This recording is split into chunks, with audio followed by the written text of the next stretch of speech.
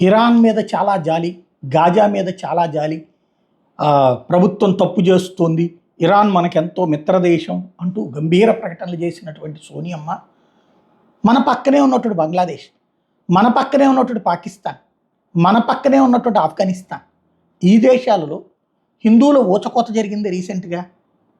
దాన్ని ఏమైనా ఖండించారా? అది తప్పంటున్నారా? వాళ్ళకి సంఘీభావంగా ఉంటున్నారా? ఎందుకని?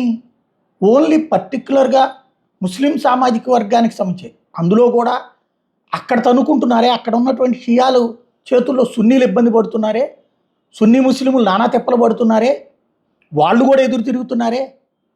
మరి అందులో మన జోక్యం ఎందుకు? సరే, ఇజ్రాయిల్ ఇరాను చూసుకుంటుంది, వాళ్ళిద్దరికీ ఒకళ్ళ వల్ల ఒకళ్ళకి నష్టం, ఒకళ్ళ వల్ల ఒకళ్ళు బాధితులు.